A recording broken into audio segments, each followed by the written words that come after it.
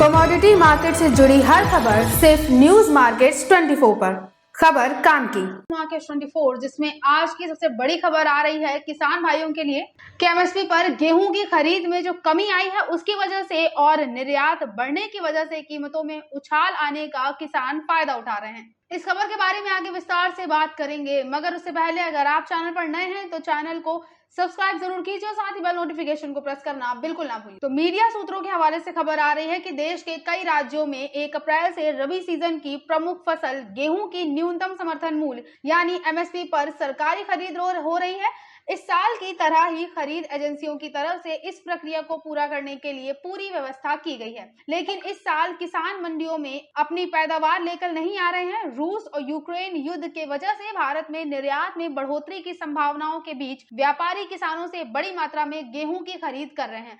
खुले बाजार में एमएसपी से अधिक भाव मिलने की वजह से किसान मंडी में जाने की जगह व्यापारियों को ही अपनी उपज बेच रहे हैं। इसका सीधा असर गेहूं की सरकारी खरीद पर पड़ा है और आंकड़ों में उल्लेखनीय कमी आई है। वर्तमान में पंजाब, हरियाणा, मध्य प्रदेश और उत्तर प्रदेश जैसे प्रमुख उत्पादक राज्यों में गेहूं की मंडी कीमतें 2015 रुपए प्रति क्विंटल के एमएसपी से 8 से 10% अधिक हैं। खरीद में सबसे अधिक गिरावट उत्तर प्रदेश में देखने को मिली है। 18 अप्रैल तक 6,155 किसानों को सिर्फ 30,206 टन गेहूं खरीदा है, जबकि समान अवधि में पिछले साल 67,395 किसानों को 3.5 लाख मीट्रिक टन गेहूं की खरीद हुई है। देश के लगभग सभी राज्यों में गेहूं की जो सरकारी खरीद है वो कम हुई है।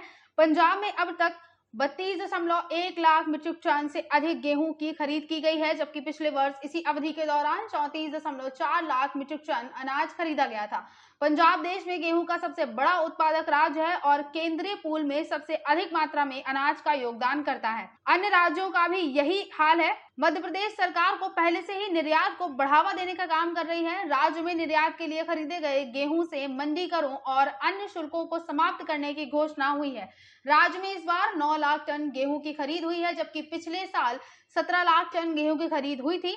एक प्रमुख राज्य हरियाणा से भी ऐसे ही आंकड़े सामने आए हैं। कुछ किसान तो कीमतों में और बढ़ोतरी की उम्मीद से उपज स्टॉक भी कर रहे हैं। और हाल ही में मिस्र, जो कि विश्व स्तर पर अनाज के सबसे बड़े आयातकों में से एक है, उसने अनाज आयात की मंजूरी दे दी है और भारत 2022 से 2023 में 1 करोड़ मीट्रिक टन गेहूं निर्यात करने का लक्ष्य लेकर चल रहा है। और 2021 से 2022 में भारत ने रिकॉर्ड 70 लाख मीट्रिक टन गेहूं का निर्यात किया है। तो गेहूं निर्यात बढ़ने से कीमतों में जो उछाल आया है उसका आने वाले समय पर कृषि बाजार में किस तरह का असर पड़ेगा, ये जानने के लिए हमारे साथ जुड़े जरूर रहिए। अगर आज की खबरें आपके लिए यूजफुल हो तो लाइक जरूर कीजिए और अपना फीडबैक कमेंट सेक्शन में देना बिल्कुल ना भूलिए। मिलते हैं आपसे अगली खबरों के साथ, तब तक के लिए stay healthy, stay safe. Thanks for watching bureau report news market 24।